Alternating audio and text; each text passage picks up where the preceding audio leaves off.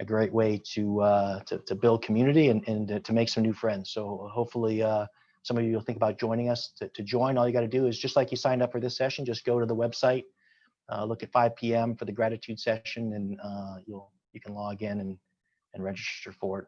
We'd love to see you there.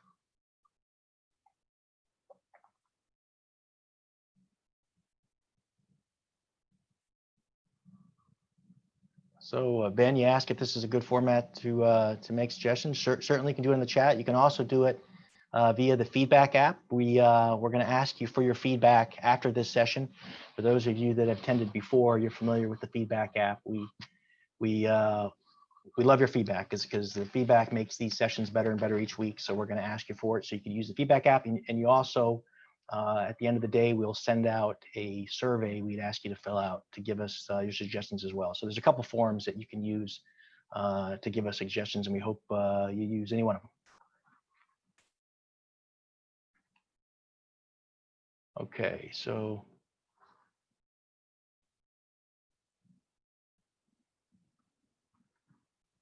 it looks like some folks are hearing me, so that's good. Might have a couple people problems with volume or the sound.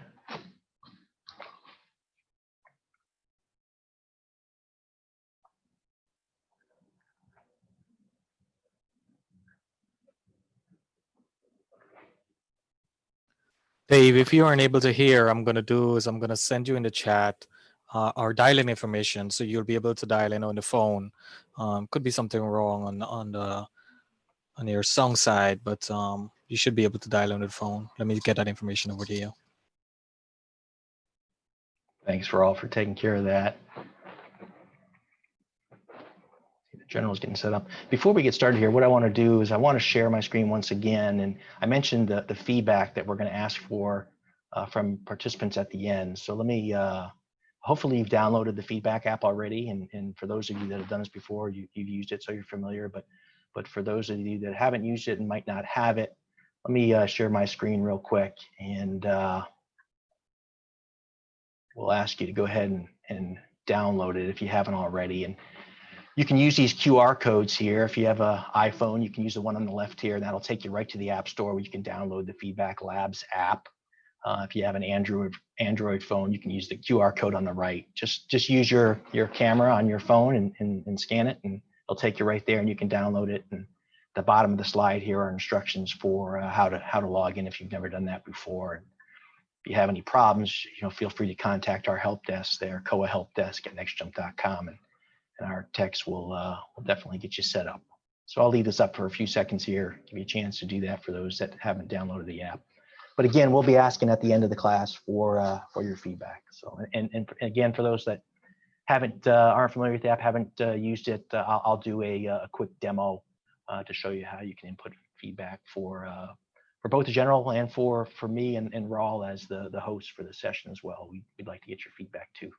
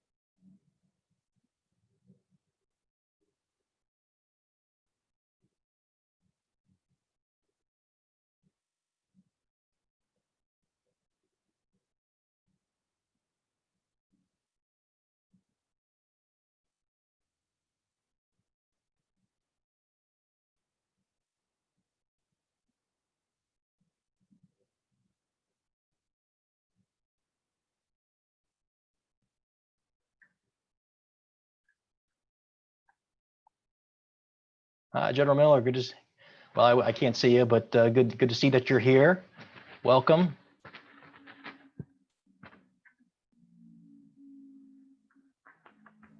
Hey, Daryl, how are you doing today? Tank, good to see you, General. How are you? Welcome. I'm doing great, man. Great to be back in touch with you again. Good to see you this morning. It's been a long time. Great to see you. It has. We've got folks joining at a rapid clip right now. We got folks from all over the world, from London and all over the country. Excellent. And I see General Miller is on as well. Yep, he promised to give me really good feedback, so I'm looking forward to that. Well, we're going to collect it at the end. So Awesome. for our participants, if you've just joined, please, would love to see where you're dialing in from. So if you could put it in the chat where you're dialing in from, love to see that. You got folks that calling in from all over the world. And if you didn't hear, Raul mentioned earlier, we're running this via a webinar, a Zoom webinar format. So we can't see you. You can obviously see us and hear us, but we can interact via chat. So I'm asking, please use the chat, for the Q&A. If you have questions, please put it in the Q&A. I'll be monitoring that, and during the Q&A session at the end, I'll do my best to get to as many questions to the general as we can get to. So please use the chat for that.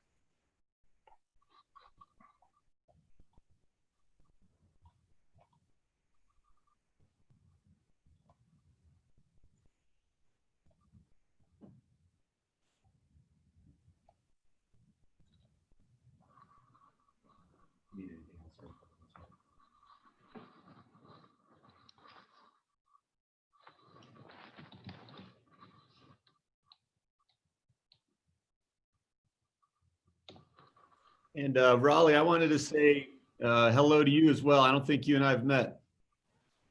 No, we have not. How are you doing? I'm doing great. Great, great, great. So I'm handling from the technical aspect on the webinar here. We're also live streaming through YouTube, so you're already live on YouTube. One thing I want to let you know is the chat gets really busy, and Okay. you can also see the chat also if you would like to. We'll try to funnel the questions over to you, but if you get a chance and you want to peep the chat, see what's going on there, you can. There's if you look down at the bottom, depending on if you're using one screen or two screen, you might have to hit the more on the right-hand side, the three dots, and then you'll see the chat popped up. And you can see what anything that people are putting in there. Great. Yeah, I'm slowly developing my black belt in online correlation over the course of this pandemic. Awesome, awesome. Yep. You guys are way ahead of us, though. Yeah. Well, thanks for helping out. Definitely, we'll be here for the rest of the day. I've been kind of following the online academy vicariously and just really impressed with what you guys are doing to push out incredibly awesome content. And I feel like it's stitched together your community in an amazing way. So my hat's off to you. Thanks, General, and we're certainly glad to have you. We run this every Thursday. We run sessions from 5 a.m. to almost 10 p.m. Eastern time, and we like I say, we've got folks joining from all over the world. Started the first week 12 weeks ago with about 150 attendees, and now we have over 30,000 attend each week. So pretty amazing growth. You guys have incredible. You know what I want to see is your dance-off videos. I think you should just do like dance-off videos through the years as a webinar chat. we should. Well, we've got them all posted on YouTube, and this year actually, since the pandemic hit, right about the time we were going to do it, we ended up doing a virtual competition this year. So that was kind of a cool change. Yeah, my kids and I love watching those, and I think it was like the UK one this year, didn't they? They did. Yep. They did. They did a nice job. Yeah, each year, I mean, the game is elevated. You definitely, have to make improvements every year if you think you're going to at least compete at all, if not win. No doubt, no doubt. You would think that we're recruiting dancers here to come to Next Jump, because it does get better every year. Yep. Hey, General, I know your schedule is busy, but we're inviting participants and you as well. Invitations for you, but we do our gratitude session at 5 p.m. Eastern time today, and if you can make that, we'd love to have you join. We obviously you're familiar with the one we do at Next Jump on Fridays, and we also incorporate one into the Community Online Academy that we run at 5 p.m. Eastern time. So welcome to attend that as well. Yeah, I was not aware of that. That's cool. So all great things I learned at Next Jump. I think that's the title of a book or something like that. But I adapted that. I've done it several times. I recently, about a year ago, got back from Iraq, and so we would do, we take donut holes from the chow hall and do that. Nice. So they called it Donuts with Dad, So that was their affectionate name for that. But it, like you guys see, just practicing gratitude and recognizing the impact other people have in your life is so powerful. Hey, Absolutely. Tank, I don't know if you can see us. We just joined. Charlie, how are you guys? Here. My God, Tank, you look very skinny. Well, I'm trying to, make sure the pandemic makes me a better person. So I've focused in on, trying to maintain the vehicle I drive around in life, and that's my body. So That's cool. That's cool. Does Yeah, you that, look does that mean different. you're like reducing the number of weights you're lifting, or is that more? I never sensed you to be one that had weight to lose. Yeah, no. well, it's part of my evil scheme in life is if I can just stay alive long enough, I'll eventually win a race or competition physically, and obviously if I don't need to carry around some extra weight, I can go faster. So that's my. Interesting. Oh my Actually, God. it all derived from that spin class I got tortured with when I was out there at that leadership study. Oh, I miss it. I miss our spin class. It's so different now, but it's been cool. We're doing all of our exercise through this whole COA program we built. I mean, we just took a ballet bar class this morning that kicked our ass. I mean, Wow. a professional dancer in London teaching The other class. thing, Tank, I was going to say is I know you were interested in, Bibs, Brilliant in the Basics. Yes. So Yeah, we we've been teaching this weekly at 11 o'clock leadership in practice series. So non-theory going into practice. So we just taught part 1 of Bibs today.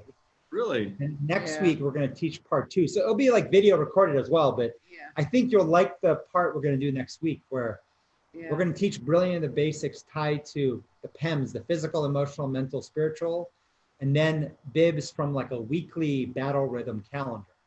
Wow. So including like how to, be home in time with your spouse and children and kind of balancing that against the late night on Mondays and so forth. So it'd be cool though.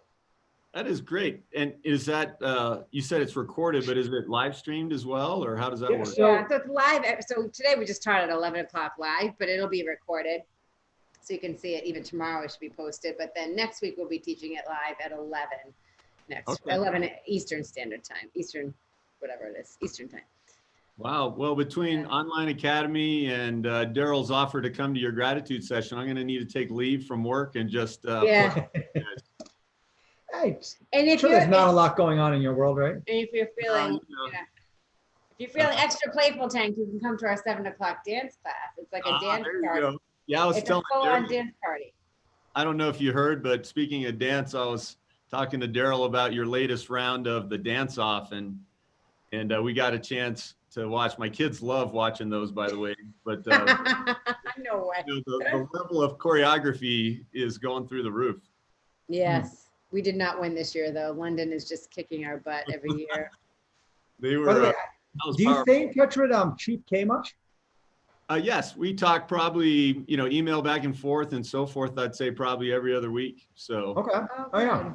No, yeah, he's been in touch with us quite a bit, sort of after he Yeah. even left towards Europe. And then our Yeah, he last sent- he actual sent- academy, he yeah. sent a whole team of people from all over Europe. So Yeah, that- different chiefs from all over. wonderful. Yeah, I appreciate the invites to that, and we'd like to take advantage whenever you guys have room. Really powerful, and especially as we form our culture here in Space Command, just being able to see what you guys have offered and have learned from so many different leaders around the world would be amazing. Yeah. And so, Tank, is Space Command like just a different DoD division, like a service now? It's like it's not part of Air Force.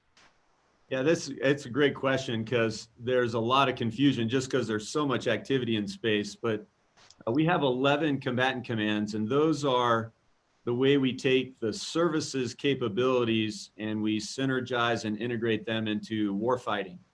And so we have functional and geographical combatant commands. As an example, we have NORTHCOM that is basically responsible for homeland defense. And then we have, you might have heard of Central Command, that's the Middle East, and Afghanistan, Iraq, and what's going on over there. So those are examples of combatant commands. So Space Command is a combatant command, and we're actually responsible for 100 kilometers and up. You could say to infinity and beyond. You know, we kind of Yeah. That's hilarious. but that's our area of responsibility. And so not only are we ready to fight in space, but also continue to deliver effects from space to support the terrestrial fight. So GPS, you know. But technically, it's still within the Air Force then. Well, yeah. So yeah, that's the other part of your question is, so we've also, just to confuse everybody and our enemies, by the way, we've stood up Space Force. So, you know, juxtaposed against Space Command is the Space Force, which is our 5th service. So Army, Navy, Air Force, Marines, now Space Force. And it's set up very similar to how the Department of the Navy is set up. So the Department of the Navy has obviously the Navy and the Marines in it. So 2 services, but 1 department. And so they have 1 secretary based on civilian leadership of the military, which is one of our foundational tenets. So the Secretary of the Navy oversees the Navy service and the Marine as a service. Right. Same thing with the Secretary of the Air Force, basically oversees the service of the Air Force and then the service known as the Space Force. Hope that helps. Yeah. And then Space Command is separate from Space Force. Right. And so inside Space Command, you know, we have people like me who are in the Air Force. We have Navy, Marines, and Army, and now Space Force. And so the services come together and they bring their capabilities, and we integrate that to fight in, from, and to space. I can definitely see how it confuses the enemy and us all. That's good. As long as we confuse the enemy more than ourselves. Yeah. Right. Have you watched the Netflix at all? Oh, wait, what is that? So I have to admit, I watched the trailer, and but I haven't seen any of the episodes. Okay, I haven't seen the episodes yet. I heard it got a low rating, but. Oh, okay. Well, we hope to get a higher rating as Space Command and Space Force, but Joe Raymond's had fun with that. And, you know, anything I think that just, you know, educates and provides, even if it's, you know, slightly humorous, sort of this mindset that there's a lot going on out there is really important, because a lot of times, you know, even we inside the military take for granted the capabilities we bring from space, but just to be able to use your credit card at the gas pump, you know, to be able to use your phone to navigate around town, to do banking transactions, everything, you know, is empowered by the capabilities that we have on orbit. So, you know, just really understanding that, so the public understands that, is really important to us. Cool. So we don't mind. We don't mind the Netflix. Well, Charlie, Megan, and Tank, I want to keep us on our timeline. So it is 1 o'clock, and I wanted to quickly cover a couple admin remarks for the folks that have just joined. This is a webinar format, so that means we can't see you, we can't hear you. You obviously can hear and see us, but we can interact via the chat. So I encourage you to use the chat for the Q&A. Please put your questions into chat for the general. There will be a Q&A period at the end. And I'll do my best to get as many of your questions to the general as we can. So with those admin remarks, let me turn it over to our co-CEOs of NextJump, Charlie Kim and Megan Messenger, for a quick intro. So just really quick, and this is Charlie, and this is Megan here. We're co-CEOs of NextJump, and we built and run COA. And we want to introduce and welcome General Leonard. He's known as Tank, his call sign. He looks like a tank. If you actually see his full body, very, very fit. And when we first met Tank, it was several years back. I can't remember exactly when, but it was maybe like 3-4 years back. It was through a schoolhouse within the Air Force called Pace University. Pace. And they had an award they created highlighting just stellar airmen in the Air Force. They saw just have great, futures and bright futures. And Tank was one of the individuals, and part of the award, the recipients got 3 days to spend either in our Boston or New York office as part of our leadership academy. And the way that the team that worked at Pace described Tank to us was that this individual, this general, has the makings to be the head of the Air Force one day. And so, I mean, very, very spoken highly of. We got to know Tank. We spent a lot of time then when Tank was head of Luke Air Force Base, around 10,000 people in Phoenix. And we went and spent time with them quite a bit back and forth. And he went and spent a year in Afghanistan as I think the head of the Air Force there. and then came back now as the number 3 in the Space Command.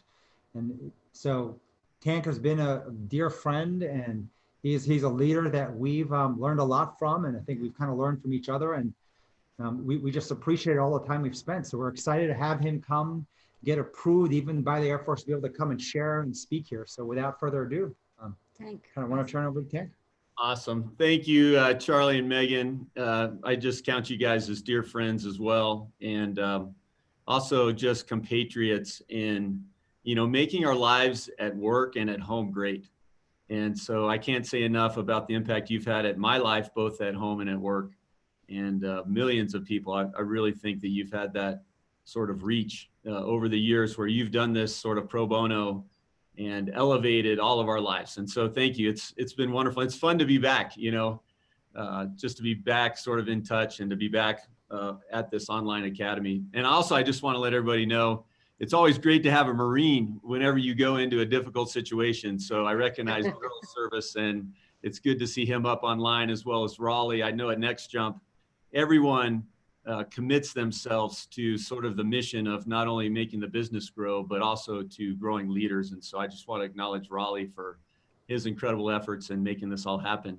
And to everybody kind of around the Zoom sphere, if you want to call it that, good morning, good afternoon, good evening. I'm excited and honored to be a part of this, to join this incredible community, and obviously the associated online academy. I love, the fact that you are serving each other. In fact, as I lead our pandemic response here at United States Space Command. And so I monitor kind of what other people are doing and best practices out there. And I saw you guys immediately sort of jump into, how do we continue to develop and grow our people? And so this online academy certainly has done that. And in many ways, enabling people to let this pandemic not derail them, but develop them. And so it's just really fun to be amongst a like-minded community and to see how you guys continue to serve each other, and not just kind of the business part of each other, but the families, even the children. So just really incredible. And I just want to let you know that while I'm in the military and serving is one of our core values, that we don't have a corner on that market. In fact, that's really the responsibility of all of us, to serve each other, to make the world and our lives a better place. And so it's just really fun for me to, like I said, join a like-minded community that values service and leadership. So I'm gonna take on a very daunting task. I'm gonna try to boil 27 years down into 27 minutes. And I'm also gonna take on an equally hard task, and that's boiling down leadership into 3 areas that I'm basically gonna propose to you are the ultimate responsibility of leaders. Now, there are so many things that leaders do and so many different ways to think about that. So this is certainly a daunting task, but it's one I'm very passionate about, and one that I think is super important to what we do. And so I'm going to take that on today, and I appreciate you joining me do that. And I have seen sort of these 3 things that I'm going to get to just pop up time and time and time again. So not only do they make a huge impact to the organizations and the individuals that are a part of those organizations, but they have basically been branded into my mind through experiences in combat, both humorous and hard, emergency response situations, peacetime activities. So just the day-to-day operations that we do, to include sort of the administrative part of our lives as leaders, as well as the operational part of our lives as leaders. They're simple, but they're hard. And, kind of my intent today is to just make a subtle difference, to shed a little bit of light, to remind you of maybe some similar stories in your life story, and maybe kind of help you search out and remind you of some reasons and methods that you have for leading and make a difference in the world. And I really boil down making that difference to just truly taking care of the person to the left and to the right of you. And by doing that, kind of elevating the game of your team, and then, that effect slowly spreads outward from there. And so these 3 areas are, number 1, rehearsing reality. Number 2, resourcing the mission. And number 3, recultivating your culture. And I would wrap them all up by saying it's ridiculous intentionality. Now, I don't mean to conjure up in your mind sort of this sense of ridiculousness as in frivolity or, sort of humor that doesn't really have a place. The ridiculous part is the fact that you are going to do sort of the simple or the common uncommonly well. And so there's a sort of intensity that kind of generates surprise. There's sort of an intensity that is unusual. And so when I say ridiculous, it's that sort of intensity applied to intentionality. And that's how I kind of summarize them out. But to start off with number one, rehearsing reality. So this is pre-examining the risk to mitigate its impact to you personally and to the team. You could also kind of quantify it as a pre-mortem rather than a post-mortem. So post-mortem, right, you examine the body, you find out the cause of death.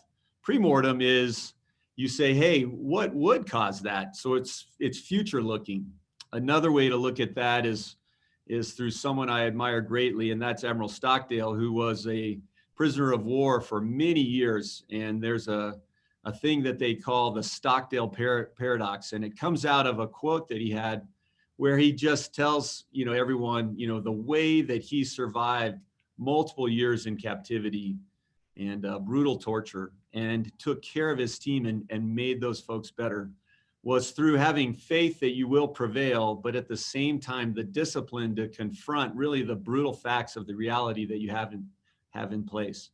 But it's sort of that mindset, that Stockdale paradise, not just for now, but for the future. So it's a pre-mortem, it's a forward-looking preparation of your team.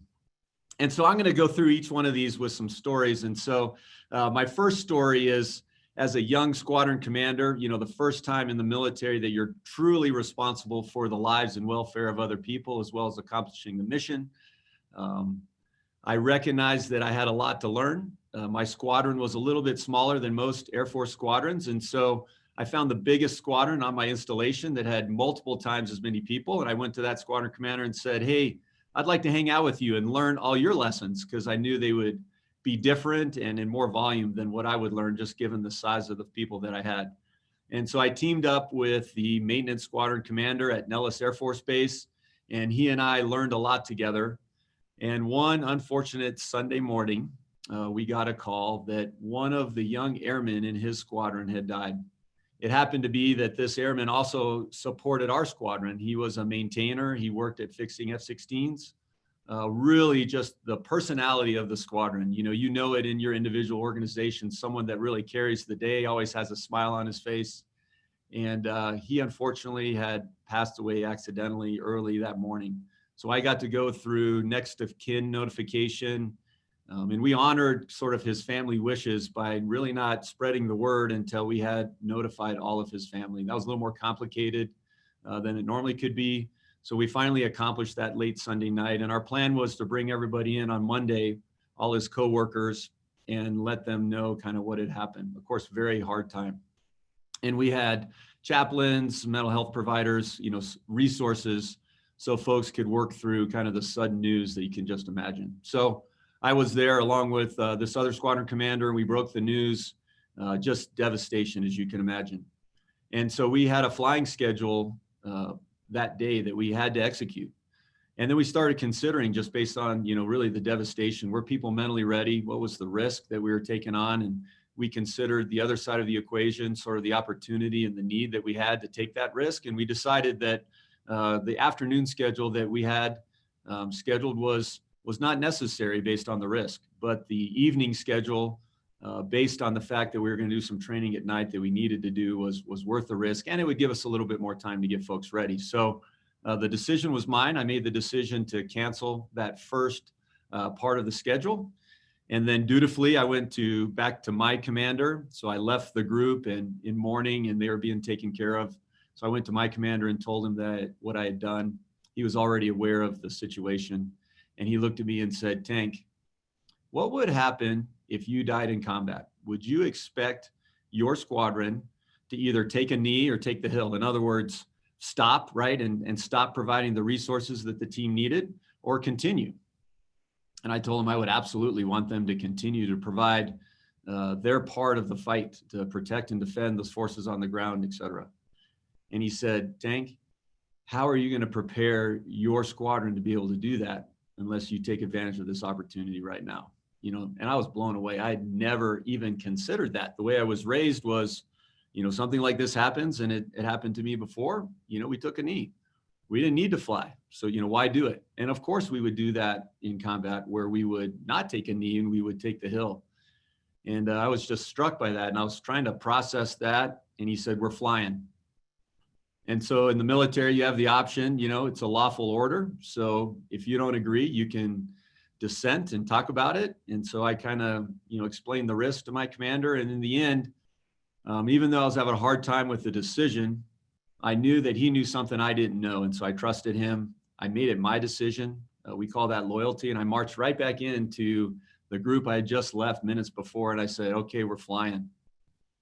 And I told them about the risk I knew that was out there, but I knew they could do it.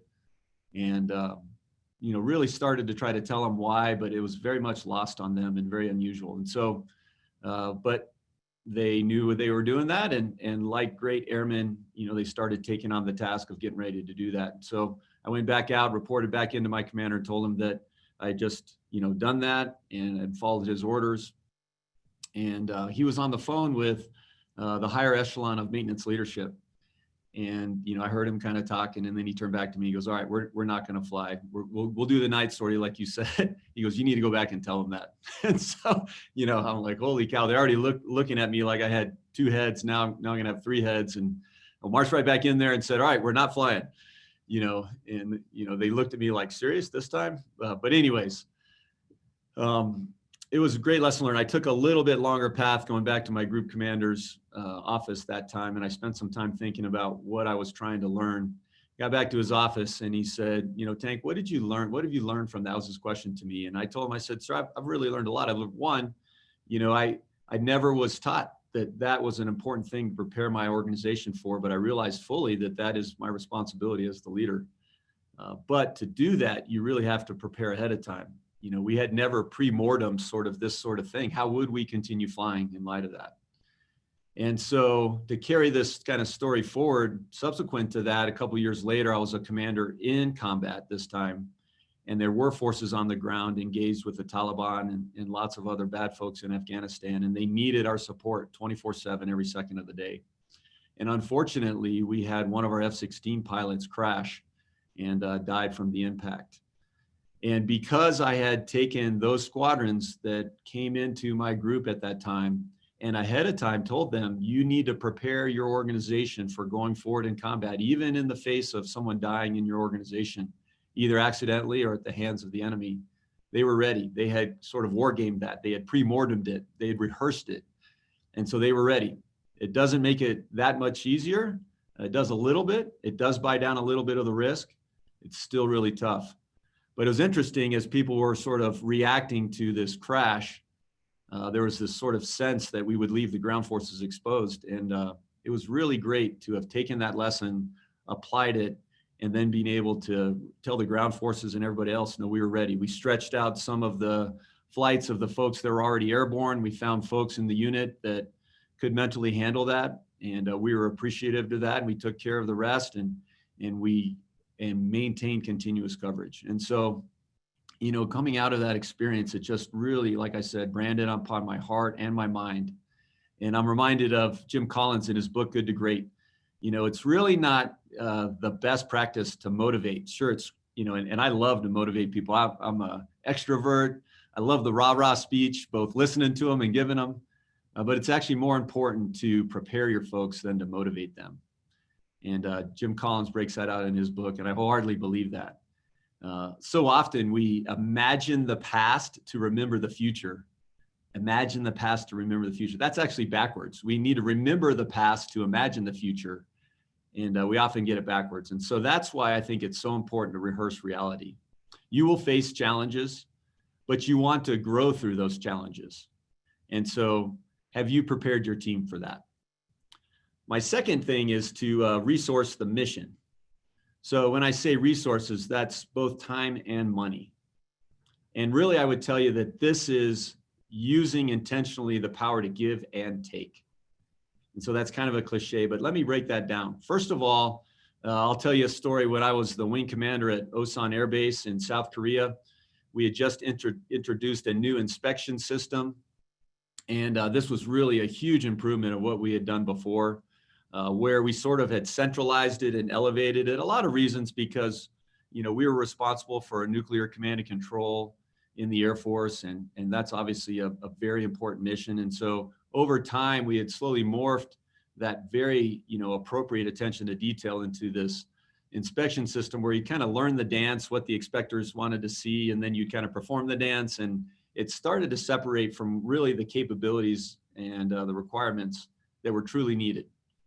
And so we revamped it, and we pushed it down to lower level commanders. And so as a wing commander, this was the first time I had responsibility at that level to run my own inspection system, still based on the requirements of the Air Force and our nation.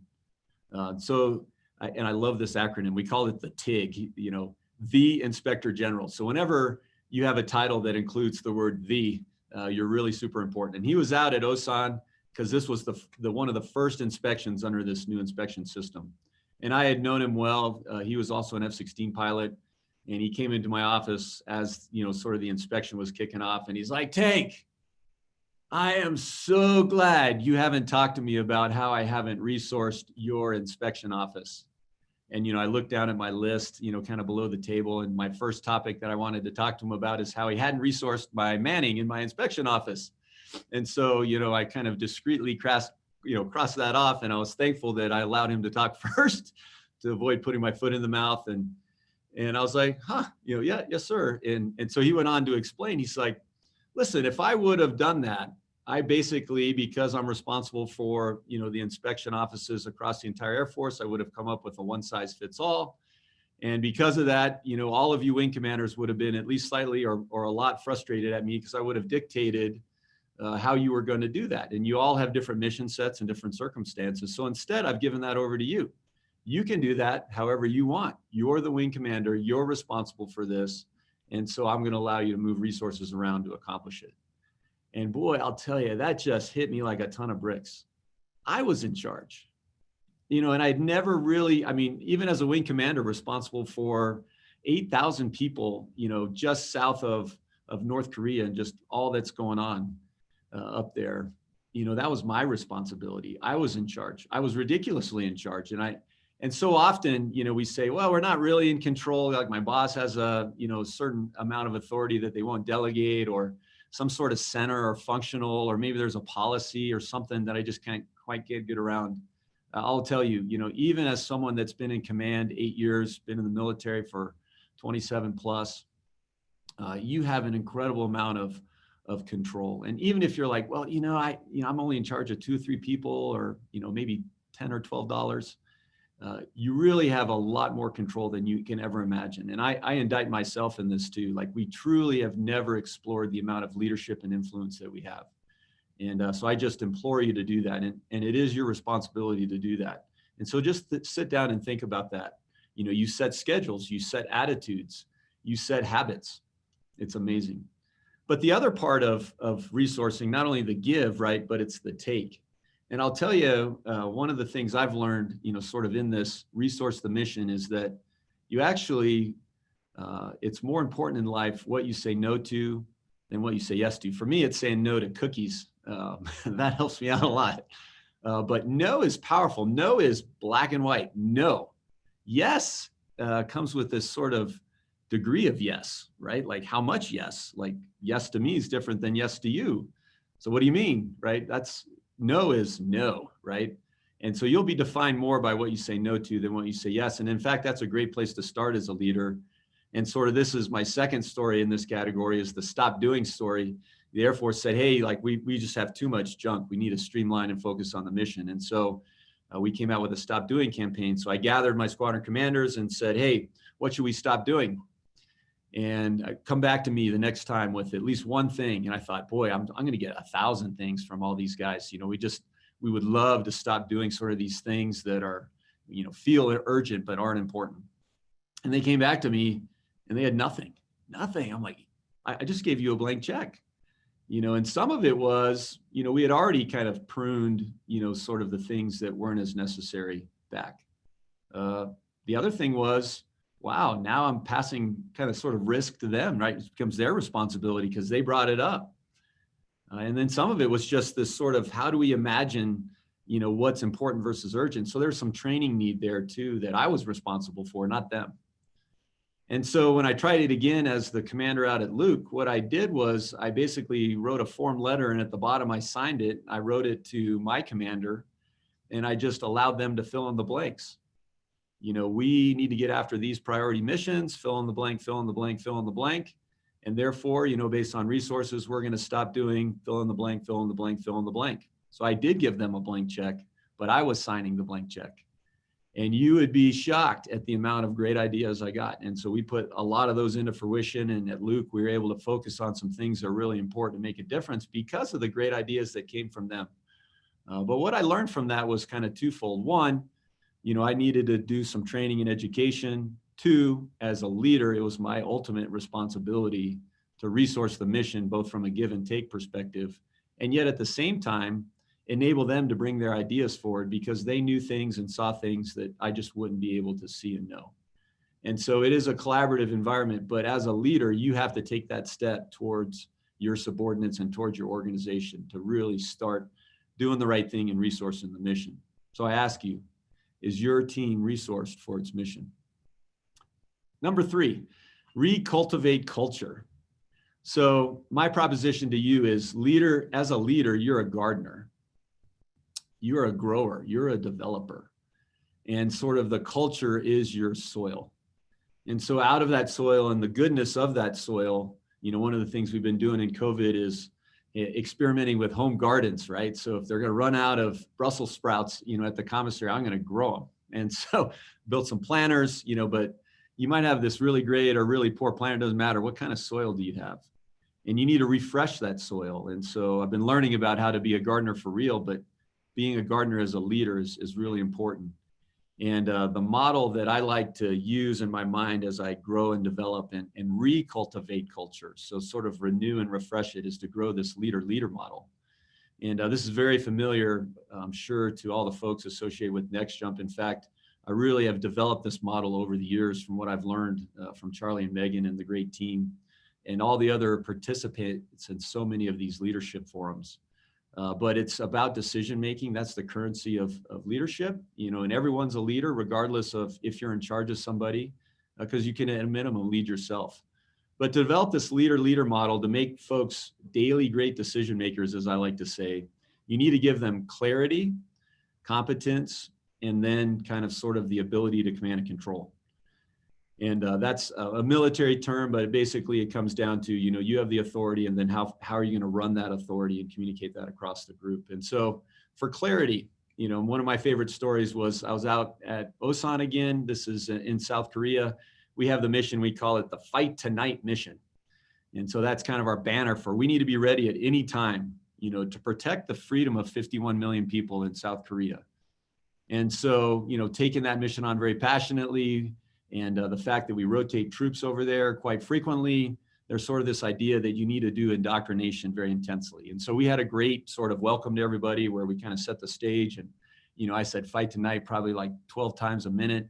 Everybody's pumped up. This is a motivational speech, like I said before, right? But was I preparing them? And it just hit me in the forehead after one of these speeches, right after I took command, when an airman in the front row stands up and it's like, "Sir, I'm ready to fight tonight. Now what do I need to do?"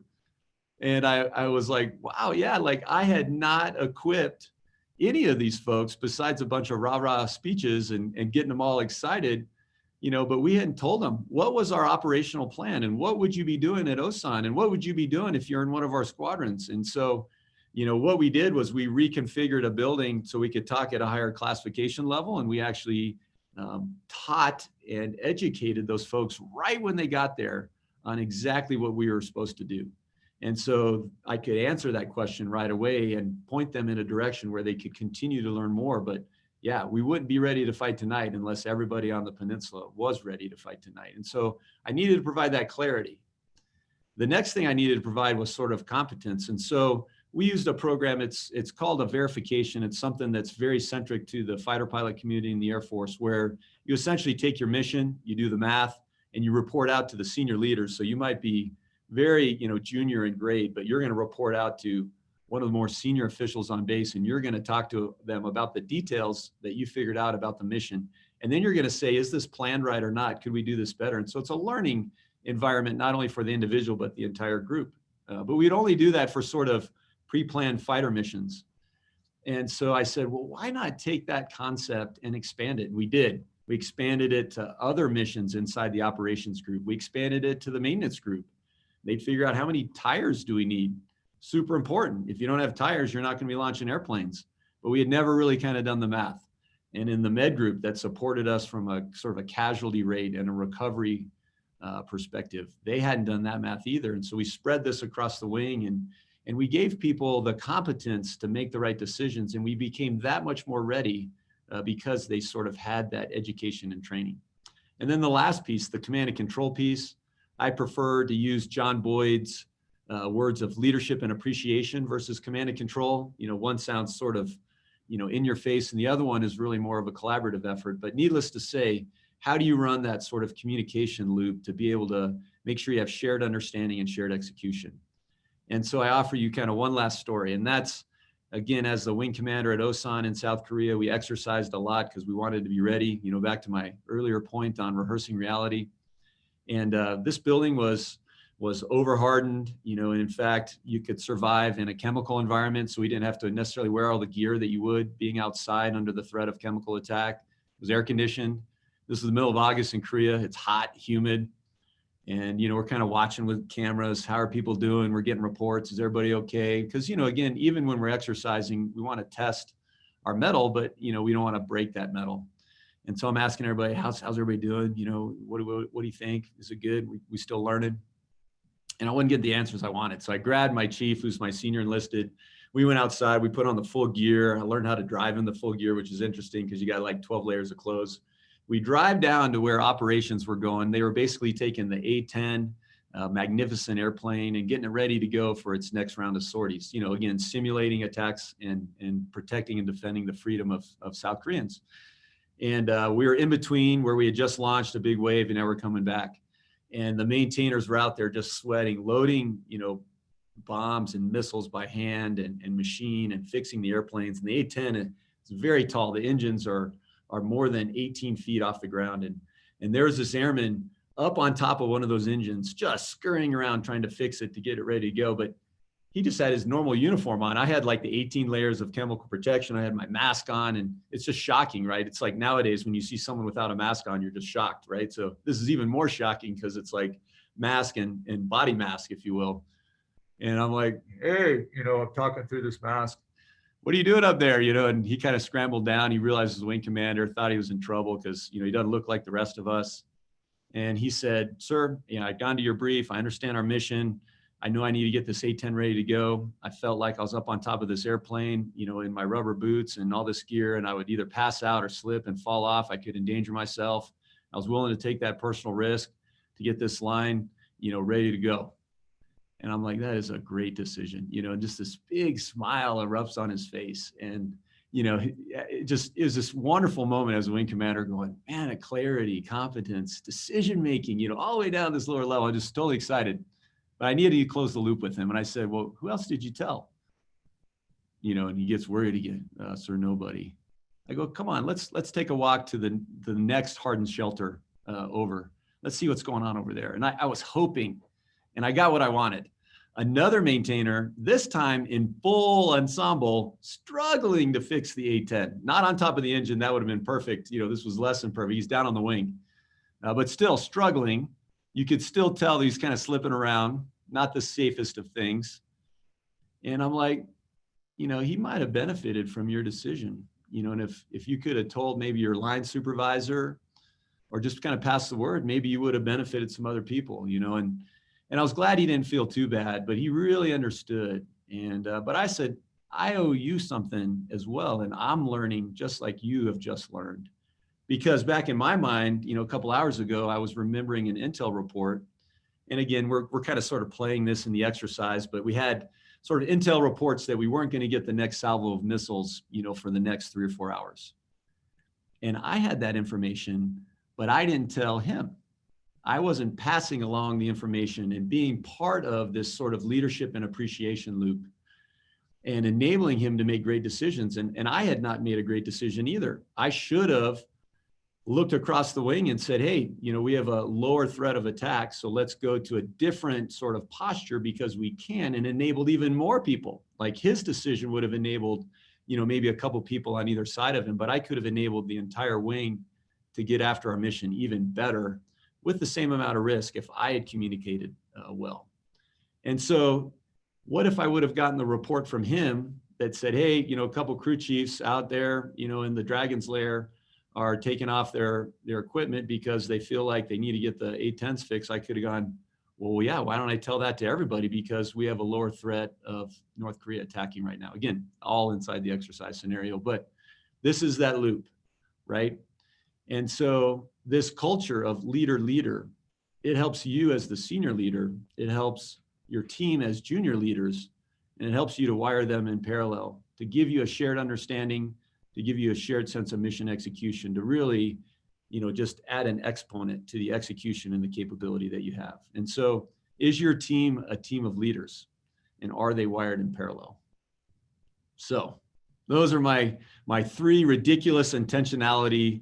What I am telling you is what I think are the ultimate responsibilities of a leader: to rehearse reality, to resource the mission, to recultivate culture. This is your ultimate responsibility. This is how you will make the biggest impact. These are the needs that your organization has. And it needs to be a ridiculous commitment each and every day. This is about making your success equal to the success of those around you, and making this world better as it cascades out. And so that's my daunting task. I'm excited to have joined you guys today. And I have purposefully, kind of truncated the 27 years in just over 27 minutes to be able to take your questions, because I would love to hear your reflections and be able to add where I've left out. So Daryl and Raleigh, over to you. Thank you, General, for your insights. Yeah, a lot of questions coming in, so we're doing our best to track some. So we'll send some your way. I think the one we'll start with is from Kevin. And his question is, given the current social environment, what has been your approach when you have entered as a leader or subordinate a unit culture that has some toxic components in it? That's a great question. And I'll tell you, the reason I think it's such a great question is I think sort of these human flaws that we all have come to bear or come to light in maybe more intense ways, just based on the added stress of the pandemic. And so I think it's even more important that we go back to sort of that rehearsing reality, right? What's the pre-mortem on that? As a leader, first of all, are you rehearsing sort of that level of stress? Do you also, are you also looking out inside of your culture to try to spot that? And are you trying to grow sort of that competence like you would in the leader model to, really bring out the fact that we all have sort of this egocentric, self-preservation that through discipline and through practice, we can buy down and we can build sort of the empathy that we need to kind of connect with other folks. And so really it's a twofold exploration in terms of increasing sort of the temperature of the water where you can sort of see that. And then number two, individually working that through just how you develop people. And so as a leader, my approach, first of all, is really just to kind of lean in to sort of acknowledge that emotion and understand it. It might be that's, a root flaw that we need to get after, but not right now. And it might be sort of that it's just a circumstantial thing. We're all carrying a lot of stress. And so really, I just want to unpack that, and kind of withhold judgment, accept that, acknowledge that, and be empathetic. And empathetic isn't like, hey, why don't you cheer up? Do you want a sandwich, as Brene Brown would say, but really just trying to adapt the same sort of intensity of feelings by reminding yourself of something that equates to that. You might not be able to fully, take the same experience they have and get to that same emotional level, but you do need to find something within yourself to do that. So my, technique is to first just lean in and then listen, sort of with compassion as they go through and ask a lot of questions. And what else? And what else? And what else? And by unpacking that slowly, you'll get to the root of the issue. And I think that way you can really joint problem solve by that time. In other words, you can fully express sort of what they're going through to their agreement. And so you fully understand what they're going through, and then work through sort of the goods and bads and how we need to go forward from there. And so I think that's an important methodology. And I would also tell you that you can't ignore it. I have seen mistakes from leaders in times like this where they're just like, man, this is so intense. You know, I don't have time for that, or excuse it, right? It's probably just based on COVID, right? It's not, you know, sort of something we need to work on later on. You absolutely can't ignore it. And so you have to take it on. You have to find the time to take it on. And at a minimum, you have to acknowledge it. And so if for whatever reason, based on other priorities, you don't have the time to fully unpack it, you have to acknowledge it and say, hey, can I circle back with you? You know, again, and then also put up some boundaries of, you know, that's not the right way to react. I know you're under a lot of stress, or your impact would be this, but there's a better way to be a great teammate or be a great leader. So in summary, I would say, to deal with it if you have time, but at least at a minimum, acknowledge it and kind of set boundaries to it. And then if you do have the time, lean in and listen, try to connect, but then also to joint problem solve to provide a way forward, and then follow up to make sure that's accomplished. Thank you, General. General, from Sarah, how do you get people to care about things that they don't care about? Yeah, you don't. And so so really what it is I think explaining, connecting them to the mission. And I really believe in the saying, what's in it for them, right? I really think that sort of we are saying we are going to sign up for, even in the military, we say service above self, but that doesn't mean self goes away. You bring your personality, your character, your abilities. I want your hands and your heart as a leader. And so I want them to care about things. And so I need to find a way as a leader to sort of connect with what's important in their life, and to enable that and to weave that through kind of what we do at work. And so there's opportunities there to maybe move them into a different position, give them you know, another sort of project, to put a different sort of spin on it, and not a spin in a sort of a negative, false way, but try to unpack, you know, like I mentioned before, I got different reactions from my Fight Tonight speeches in the theater at Osan. Some people were truly excited. Some people were very fearful. But the more details I added to that when we elevated the classification level, sort of the excitement turned into, you know, the reality of this is going to be hard, but we're prepared. And some of the worry turned into, okay, this is hard, but we are prepared. And so I think there's more details that you can add to that. Ultimately, if the person and sort of what they're passionate about does not match sort of the purpose and passion of your organization, it's not working together, I think it's very important to try to work with them and provide some sort of other avenue, and to help them in that transition. I think it shows love and care. And I think the rest of your team who does care about what you care about will also see sort of that empathy in the fact that you care about them. And that will help sort of the bystanders that are so important in any kind of engagement like that. Thanks, General.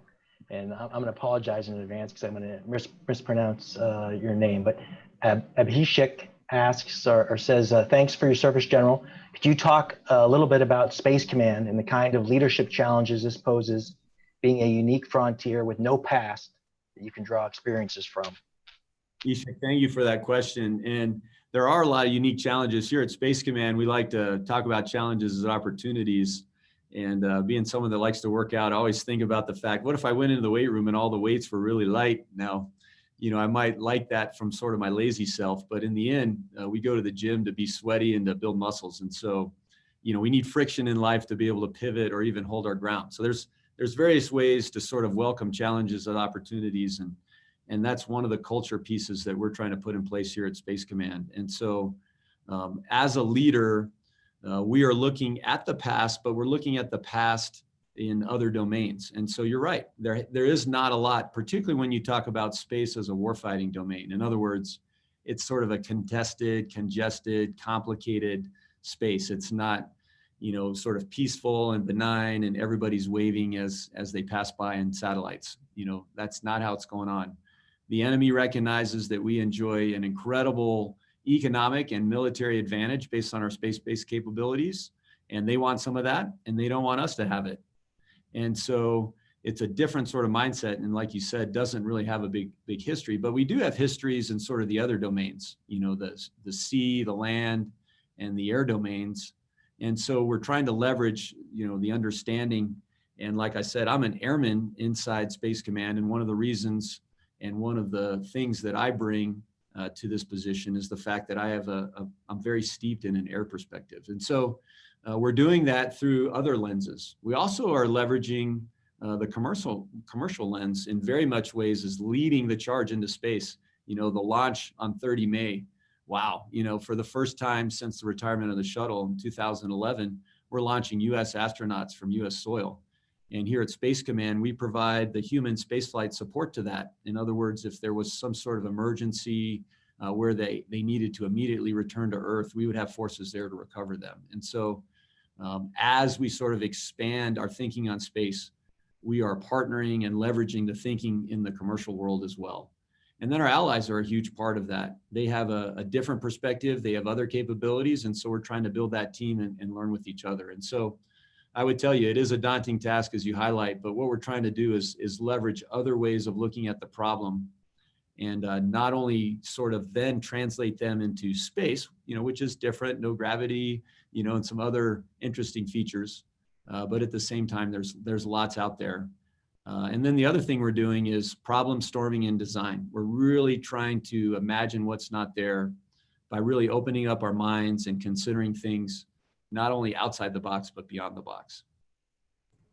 Hey, Tank, this is Charlie. Can I ask you sort of more of a personal question in the sense of, I know leadership is sort of a learning journey. I think it's probably one of the areas that we've bonded with. And I'm curious, kind of in that journey of it, what you're struggling with the most, or what you're seeking kind of the most for. Right now, you mean? Yeah, like kind of like more in the present time, and sort of, as we face different things in life, like I feel it questions like models we have, it questions sort of, is there a solution for this or that? I'm just curious, kind of in the challenge and struggle of this journey of learning and becoming a better leader, like what is that area for you right now in the present? Yeah, Charlie, I would break that down, and that's a great question. Really 3 parts for me, and they've been fairly consistent throughout my whole learning journey. That probably means I'm not a very good learner, or these are just really intense and hard things to learn. Either way, I would tell you that one of the biggest things in my life is just balance. And so, when you were talking about the brilliant and the basics and looking at that balance, I am passionate about leading my team, but the way I kind of talk to myself and I talk to other people and mentor other folks is, like, for example, I'm the chief of staff of Space Command. So I try to use the title of whatever job that I'm in, and I substitute my role at home. So I need to be the chief of staff, to my wife, and I need to be the chief of staff to my kids. And not that I necessarily take on those same sort of responsibilities, to my wife, I will always be her husband, and to my kids, I'll always be their dad. But do I pour the same level of energy and enthusiasm and, just thought and, all-consuming ridiculous intentionality, right? Do I pour that into my role as a father or as a husband just in the same way as I'm doing that as a chief of staff every day? And so I challenge myself in that area, and I often come up short. So balance is one of those first areas. The second one is prioritization. And, I'm a think out loud kind of guy. I'm an extrovert. And so, I love exploring other ideas. And I just, as a leader, particularly the higher up in rank you go, your sort of ideas and musings become other people's projects and tasks, and whether you want them to or not.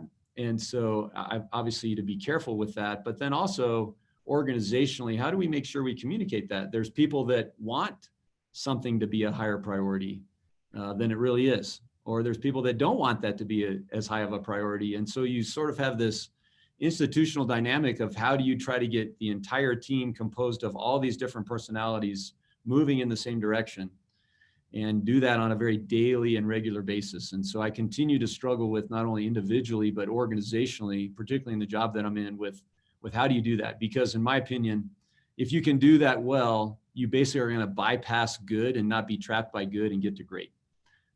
Obviously borrowing from Jim Collins's book, but I just point that out because so often we sort of settle for the good in every day and just running around doing what I call the important and unurgent, the urgent and unimportant, and not getting after the long range important things.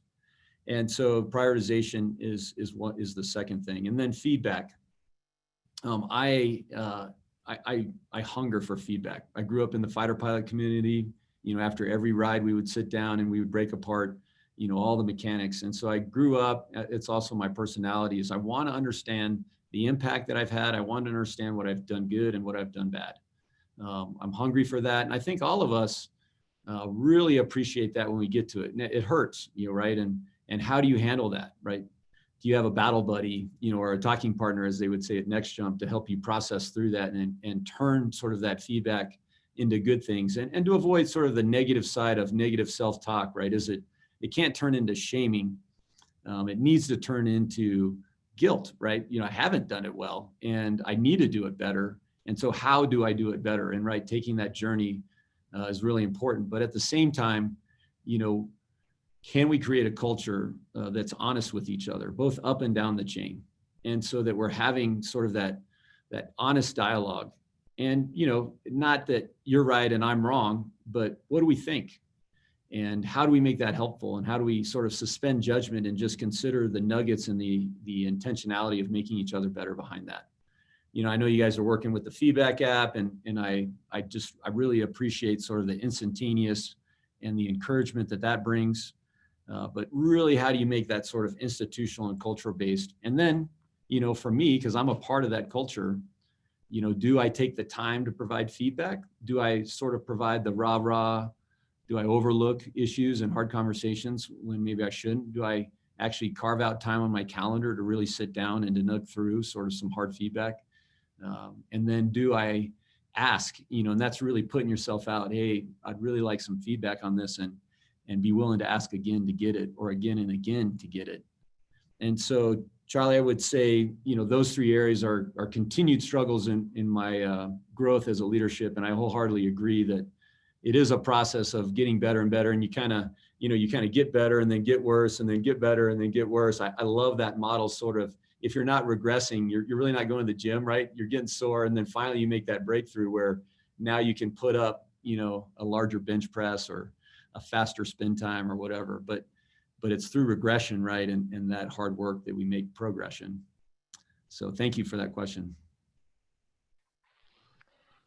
General, question from Adam. He asks, how do you deal with conflicts between what superiors above you are asking from your team and what your team needs or wants from you? Yeah, that's something we come up with, in every walk of life, and the military is no exception from that. And so it is your job, first of all, to deal with it. So I would encourage people, that might sound obvious, but I've seen too often times that you either as a leader, end up trying to shield your team, sort of from that. So either you take it on yourself, or you don't actually pass it on and you just kind of hope it goes away, or vice versa. You don't really reflect back up to the leader, particularly when the task is being handed out, and sort of convey the constraints and restraints of your team, which you probably already know as the leader, or at least should know. And so first of all, I would say is deal with it. Like, you have to take that on. And I think it's important to be clear. And then it's important to decide if what we say in the military, fall on your sword. And I mentioned in my earlier story of when my commander told me to go back in and tell everybody flying was back on. I could have resigned my command at that time and taken myself out of the equation. But again, I don't recommend that, except for sort of, hey, this is an illegal order, or this is an illegal something to do. But barring that, I think it's your job as a leader to stay involved. And if you don't understand, try to ask for more clarification, but you do need to take that on. And then I think, like I said, you need to present kind of the pros and cons, and then you need to iterate. Because I don't think it's sort of this, all right, well, your supervisor's telling you this, your team's going to think that, you present that, you get told, nope, we still are going to do that. You go, okay. And then you go back down and then you tell your team and they go, yeah, well, what about this? And you said, well, never mind. And you just kind of sort of repeat the conversation that you just had with your boss, and maybe you get some more information from them. And then you just go, yep, but we're moving out. I had that conversation. So therefore, my job as the leader is done. I don't think that's the case. I think it's to take what they've had, digest it. Leadership is not a window, as I like to say. So you can't just turn back around and go make their argument back up to your supervisor. You have to really go, okay, I've been involved in both of these conversations and maybe a couple iterations on both ends. So how do I synergize that? And in the end, just like I've talked about with, an employees whose values don't match your values, you have to resolve that. And so one, I really try to make sure that I fully understand both sides of the coin. And a lot of times I find, that sort of the difference is created by a misunderstanding of the full level of details. And so I want to understand fully from my team. I want to understand fully from my supervisor, because the supervisor could be considering things that I don't even know are going on inside the company, and I'm just a small part of that. And so through that understanding, I'd tell you that in my experience, about 90% of the disputes are actually resolved. And then if you look at it from sort of a joint problem solving mentality, to where you say, yes, but, like, in other words, yes, our team can do this, but we are not going to be able to do these things, or no, and, which means no, we can't do this. And instead, we would like to take these on. And so I think if you think of sort of those situations, and then if you could eventually resolve them to a yes, and, so yes, and we will slow down this other project, and sort of you're offering a solution. So that's kind of the journey that I tried to take. There are some times when it just comes down to they're your supervisor for a reason, and you need to take that on, but that can't be your first default option. Thank you, General. And we're nearing the end of our time. We're over our time. I'd like to do one last question. I apologize to participants that we weren't able to get to more questions. But the last question, General, is who has been the most influential individual in your life to model your ideal example of leadership, and why? Well, I would have to first acknowledge my Lord and Savior, Jesus Christ. And I would just tell you that I feel like in terms of servant leadership, which is the core, is really important. And that's a very personal thing for me. And I'm not endorsing that at all. In the military, we believe that sort of the spiritual journey from all folks, in all walks of life is really important, and they're free to pursue that. But that is my individual number one model of that behavior, willing to sort of lay down your life. And then I would also, right after that, and for sort of a more human example, I would say it's the Spartans. And on the coin that I've carried around with me for several commands, I've always had the Aspa shield. And this shield represents, it's iconically Spartan. If you've seen like the movie 300 or whatever, a small force of folks, fully dedicated to each other, incredible amount of combat capability. And they carried the shield, and as they got sent off to war, they would say, come back home with your shield or come back on it. In other words, don't lose your shield. And your shield, actually, as you wore it on your left hand, protected the person to your left. And so down the line, to where the person to your right was actually protecting you as you fought the enemy. And this phalanx, is just so critical. And so that idea of the fact that we grow and help, and our success is measured by how we take care of the person to our left, and sort of how that is symbolized and iconic, inside the Spartan culture, has just been a model sort of that I keep in my head. That's really important, and it makes it practical, because we don't always, thankfully, get the chance to lay down our life for the person next to us. We're willing to do that, but how do I make that sort of a daily habit? And that's literally just taking care of the person in front of me, and like I said, caring for them, and making the now and that person the most important thing that's going on. And I appreciate that question. That's a tough one to answer, but that's kind of at the core of what I believe as a leader, and what I try to model, not successfully every day, but like Charlie said, it's a journey. If I could, Darryl, maybe if I could just Please. say something at the end. Tank, I just wanted to thank you, because that was Megan speaking for the rest of the group, because we met years ago, and I was just thinking how, we talk about the best leaders are balanced in confidence and humility, kind of the mother of all character traits. They're confidently humble. And like when I hear you speak, it's reminding me just how you exude that, because a lot of leaders, I think, especially getting to the level that you're at, they have a hard time even answering questions like Charlie asked, right? Around what are your struggles? And you didn't go like 2 inches deep. You went pretty deep. And I feel like that's just rare. It's rare to see. But also the confidence to know what you know. The piece I loved, I'll just share that I love that I'm taking, I loved a lot of it. But if you're not regressing, you're not going to the gym, and through the hard work, we make progression. I thought that was awesome, because I feel, especially as senior leaders too, you feel like you shouldn't be regressing, and there's shame and guilt and all that stuff that comes with that. But that is exactly how you grow. We talk about that using different language and different terms, but I love it because it's exactly what we need to grow. So I just want to thank you. It was awesome.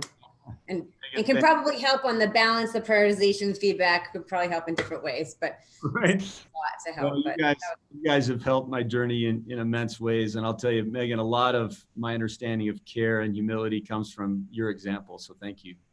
Thanks, Tank. That means a lot. Thank you. It's so nice. This was awesome. I want you to come back every week, but I know you don't have time. You're in the Space Command. I'd love to. Yeah. Thank you so much. Yeah, and I just want to, if I have a little bit of time, just say thanks to everybody and their continued dedication. You know, it takes a lot of energy, believe it or not, like I think we've all seen, to kind of show up in these Zoominars, if you will, and to try to move ahead despite things being just crazy different. And I just want to thank everybody that joined. And then again, just for the great opportunity. I always get more out than I give. And it's also fun to be among like-minded folks and friends. So thank you all. Thank you again, General, for your insights and your time with us. And we hope you'll be, all of you, all our participants, we hope you'll be able to join us this afternoon, 5 p.m. for our gratitude session as well. So thank you all for joining us for this session. As I mentioned before we kicked off, we'd love to get your feedback for the General, for myself, for Raul. So if you'll please stay with us, I will quickly share my screen and take you through a quick feedback demo, but we'd love to get your feedback so we can make these better each week. So I'll do that now. If you'll stay with me, please.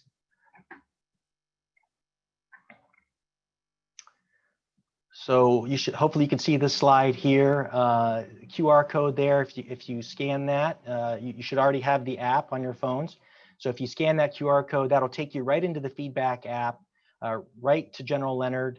It'll even input the meeting tag 27 years and 27 minutes for you. So you can scan that now. All you have to do is use the camera on your phone, scan the QR code, and it'll take you right there. And then for those of you that aren't as familiar with the feedback, I'm going to leave this up for a few more seconds, but I will actually do a feedback demo to walk you through that so we can get your feedback. So please pull out your phones if you don't have them out now.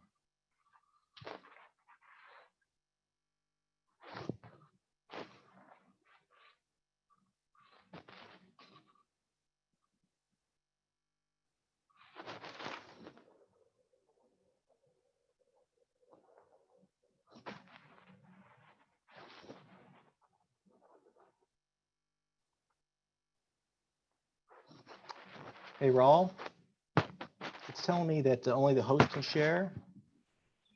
Switch that up for you, Daryl. Okay, thank you. Try again. All right. Perfect.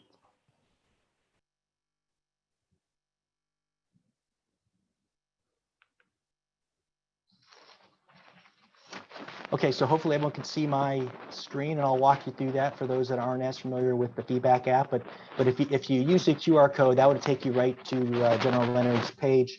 But if you didn't, then you should be at the home page here. At the bottom, you'll see a plus sign, the give button. If you click on that, it'll take you to this page here where you've got a search bar in the top, and we can put in Brooke Leonard. And the General will come up. There he is. So I'll select him there. And you'll come to this page here. It's a 1 to 4 scale, 1 below expectations, 2 meets, 3 exceeds, 4 far exceeds. So if you'll give the General a numeric grade, at the bottom there you have the comment field where you can put comments there that support the grade that you're giving. And then we also want to select the meeting tag. The meeting tag provides context to this feedback. When you go back and look at it, you know where it came from. For those of you that use the QR code, this should already be populated, but if you're walking through it with me, then you'll select that bar and it'll come to this and you'll see the 27 years and 27 minutes. And you can select that and then you can see it's populated. So if you could put your feedback in, remember this is anonymous, so no one knows who wrote the feedback, but it is transparent. We can all see the feedback that you're given to General Leonard. And then I'll give you all a few seconds here, a minute or so to leave feedback. In the upper right, you see the post button. When you're ready to submit, you just hit that button and your feedback is entered.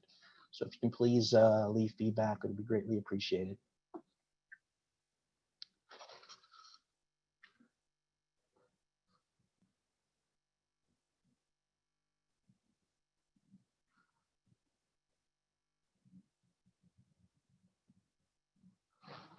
I also mentioned that it'd be great if you could give feedback for Raul and for me. So there's Raul right there. Select him and give him feedback as well.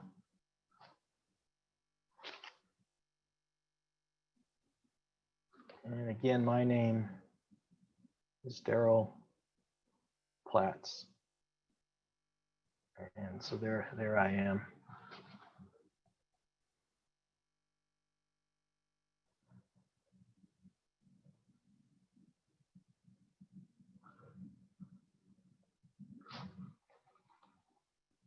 So a feature of the app here at the bottom menu bar, you can see meetings there to the bottom right. If I select that, you come to this page here, and you can see I've refreshed the page. So the 27 years and 27 minutes comes right to the top. We can go in there and we can see the feedback that's come in here for the general. So there's the feedback. Again, this is all transparent. We can all see it, but it is anonymous. And then you can see the up arrow and the down arrow to the right. And if you see a piece of feedback you agree with, you can give it an up arrow. If you see a piece of feedback you disagree with, you can give it a down arrow.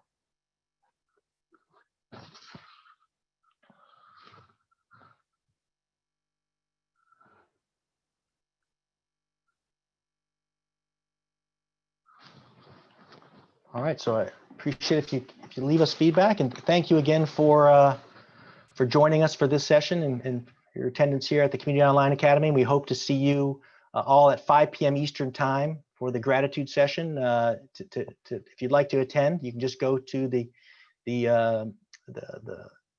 COA site where how you logged into this session and just register for the session this afternoon. We'd love to see you there. So thank you all for attending.